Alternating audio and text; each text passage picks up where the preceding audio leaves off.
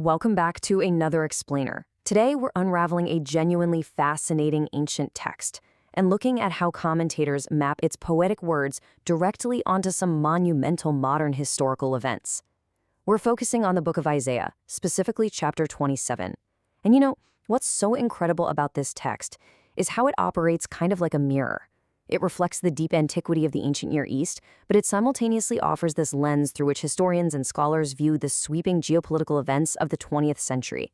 I'm so incredibly excited to guide you through this, because seeing how these ancient metaphors translate into modern history is just absolutely compelling.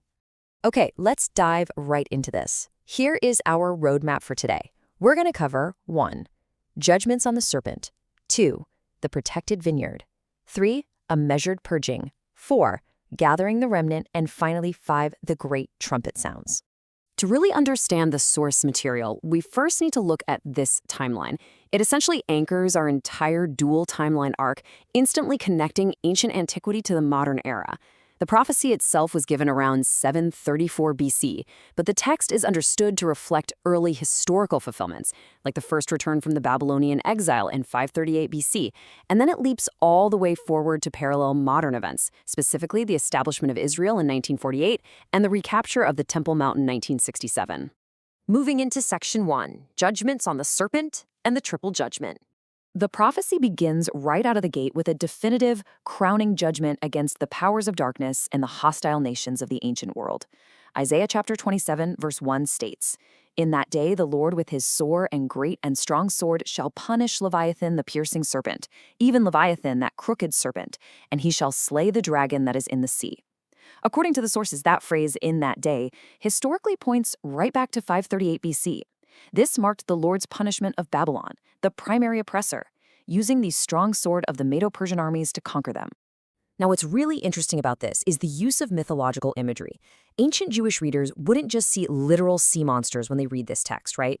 They would instantly recognize Leviathan and the dragon as symbolic representations of the massive geopolitical superpowers of their day.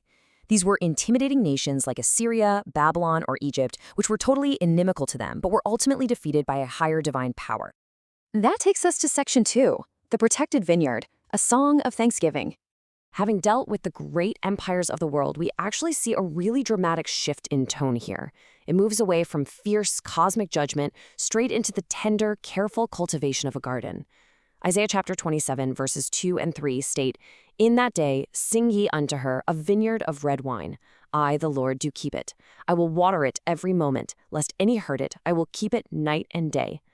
Commentators note that this is actually a distinct reversal of an earlier curse found in Isaiah chapter 5. So instead of abandonment and drought, we get this beautiful song of thanksgiving, where God promises constant day and night protection and nourishment over his people. And this brilliantly illustrates the dual nature of these texts. The phrase "in that day" serves as a dual mirror. A Jewish reader in antiquity would view this as pointing directly to the first return of Judah from the Babylonian exile in 538 BC. But modern readers and interpreters look at the exact same text and see the second gathering, marking the dawn of modern Israel, starting around 1947. Continuing with the agricultural metaphor, Isaiah chapter 27, verse 4 states, "Fury is not in me. Who would set the briars and thorns against me in battle? I would go through them, I would burn them together." Here, the briars and thorns basically represent enemies. The promise is that if hostile forces try to set themselves up like a thorny hedge in battle, the Lord will decisively go through them and defeat them, much like a rapid, controlled fire clearing out dry underbrush. The source material we're examining explicitly links this ancient metaphor of burning thorns to the geopolitical conflicts of the modern era, starting with the Arab-Israeli War in 1948, through the Suez Crisis, the Six-Day War in 1967, and right up to the conflicts of 2023. Interpreters note a consistent pattern of short, decisive conflicts. In each of these instances, Israel defended its borders, which many view as directly fulfilling the imagery of the fire swiftly moving through the briars. So the absolutely crucial point is what happens after the conflict. Isaiah chapter 27, verses 5 and 6 state, "Or let him take hold of my strength, that he may make peace with me, and he shall make peace with me. He shall cause them that come of Jacob to take root. Israel shall blossom and bud, and fill the face of the world with fruit." This vividly illustrates a posture of putting down roots and choosing peace agreements whenever possible. It suggests that the remnant won't just merely survive, but they will physically and globally blossom, both agriculturally and demographically. Moving on to Section 3, a measured purging and the preservation of the remnant. When discussing how divine discipline is portrayed, the key takeaway is that this discipline is always carefully calibrated and is never meant for total destruction. Isaiah chapter 27, verses 7 and 8 state, "Hath he smitten him, as he smote those that smote him? Or is he slain according to the slaughter of them that are slain by him? In measure, when it shooteth forth, thou wilt debate with it." The sources clarify this beautifully. They explain that while God permitted a kind of bill of divorcement and an intense purging of the people for their transgressions, he stayed the full rigor of the law. He didn't allow their entire destruction, like he did with their enemies. He ensured a remnant was always preserved through the harsh winds of history. Isaiah chapter 27, verse 9, states that by this shall the iniquity of Jacob be purged, when he maketh all the stones of the altar as chalk stones. The practical manifestation of this severe historical discipline by empires like Assyria and Babylonia was the permanent removal of idolatry. The physical idols and altars were literally beaten to chalk stones, completely wiping out idol worship from the remnant and ensuring they never returned to it again.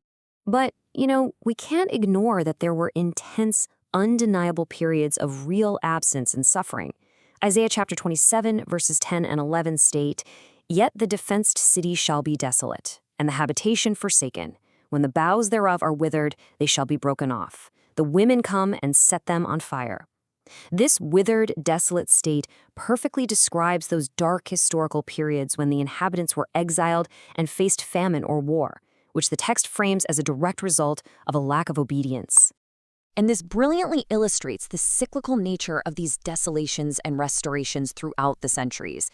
We can trace this dynamic continuously from the Assyrian exile starting in 722 BC to the end of the Babylonian exile through the Roman purging that began in 70 AD, all the way across the centuries to the modern reestablishment of the state in 1948.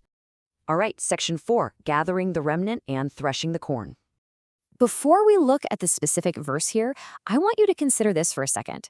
How does an ancient agricultural metaphor perfectly describe a modern national gathering?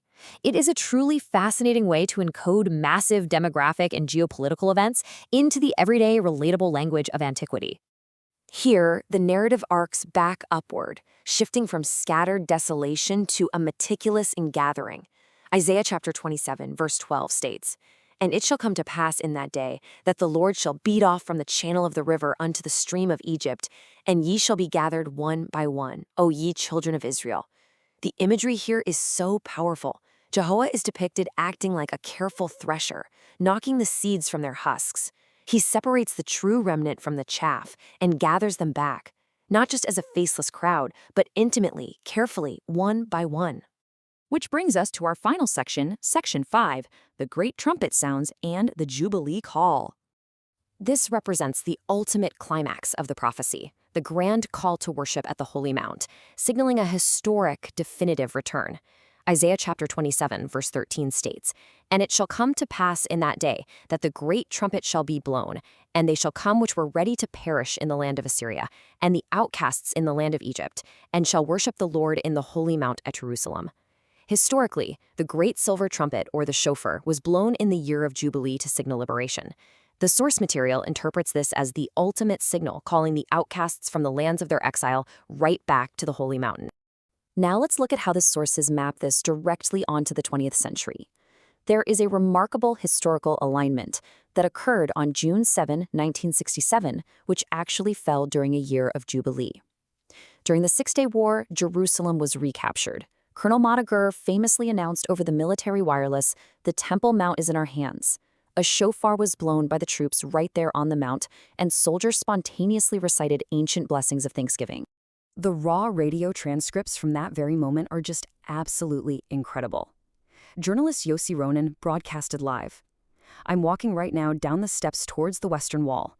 I'm not a religious man, I never have been, but this is the Western Wall and I'm touching the stones." In the audio of that broadcast, you can literally hear soldiers weeping. Rabbi Shlomo Goren, whose last name remarkably translates to threshing floor, perfectly echoing the ancient agricultural metaphors we discussed earlier, recites a prayer for the fallen and sounds the shofar, while gunfire still echoes in the background. It is a breathtaking moment where ancient prophecy and modern reality profoundly collide. Which leaves us with this final provocative thought. If an ancient text can echo so perfectly through thousands of years of history, seamlessly connecting 538 BC to the battlefields of 1967, what else might the past be trying to tell us about our future? The depth and structure of these ancient sources are just phenomenal when you really break them down. Thank you so much for joining me on this explainer. Keep learning, keep seeking out the structure and the history around you, and I will see you next time.